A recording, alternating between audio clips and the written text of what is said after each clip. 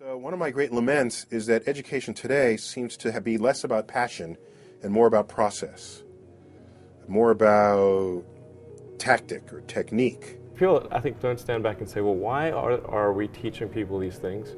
And we should tell them probably why we're teaching these things. Because a lot of kids are just in school kind of puzzled as to why they're there.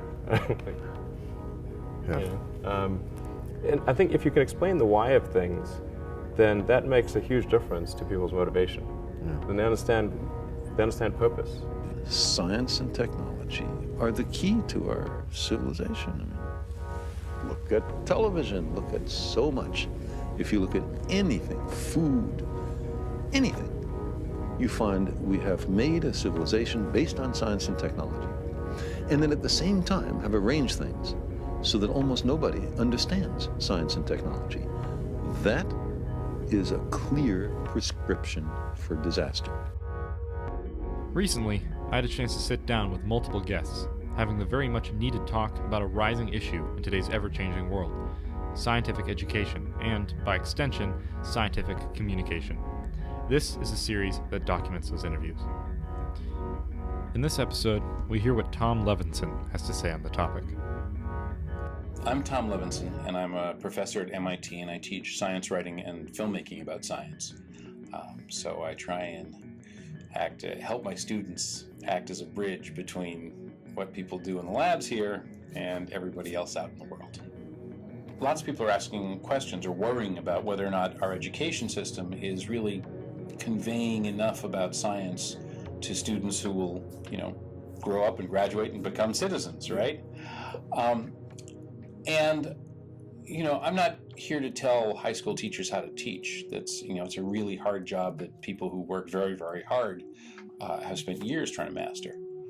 But you can tell there's something wrong by the way science and scientific ideas, and most importantly, scientific thinking, plays out in everyday life.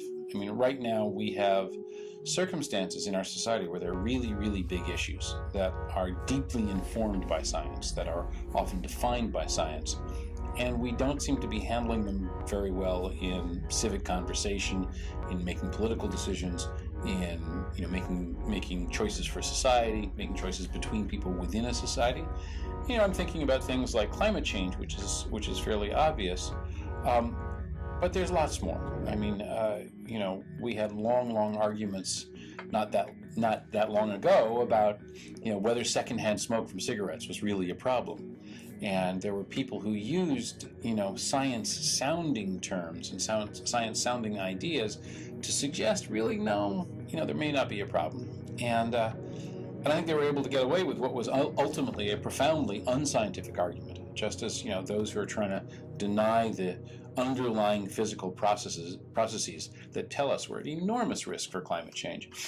They're using things that sound like science, and people aren't well enough versed, not just in the facts, but in the ways that you make a scientific argument, how you come to a conclusion that this is more likely to be true than that. Mm-hmm. All those kinds of things are not really as well understood in the general population as we need to have them be, and in an age when so much of our daily life, our social life, our political choices depend on very complicated technical things.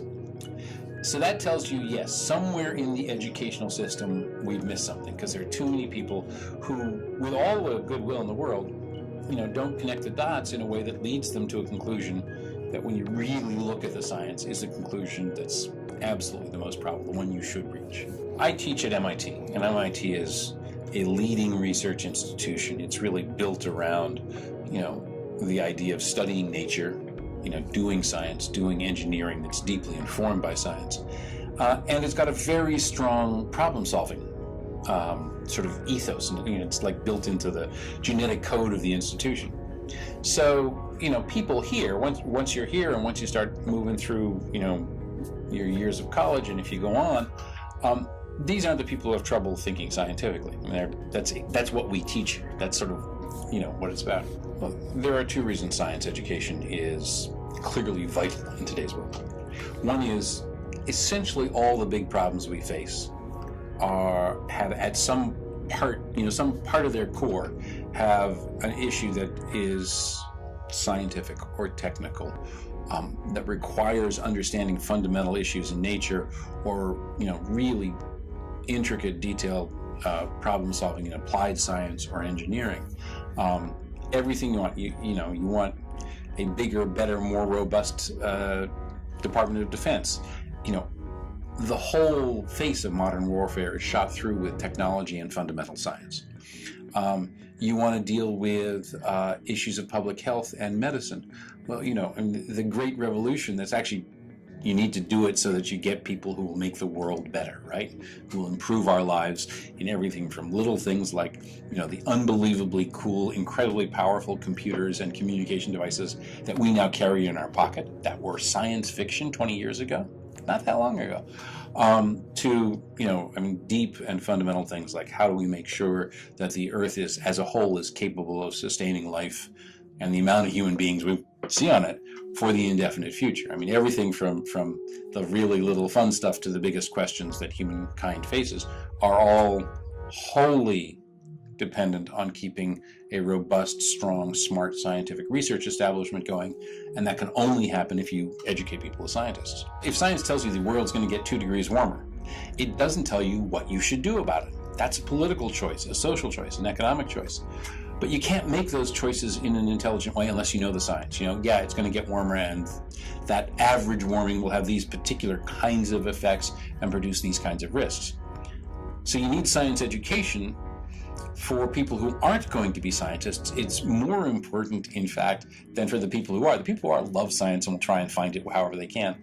But the rest of us face all these decisions. Science education, in that sense, is not just about learning cool facts about, what's on the insides of the frog you dissect in middle school, but really how to make a democratic society work, because democratic societies can't work unless the citizenry decides and the citizenry is informed. If you just have people making, that's what I feel like today decisions, you may get lucky for a while, but eventually will, as a collectively, choose poorly and suffer perhaps very seriously for it. All these kinds of things derived from developing knowledge about the material world in fundamental ways, learning how to apply that fundamental knowledge to all kinds of pieces of technology and tools and inventions, and then finally turning those around to change, really, the human relationship to our entire surroundings.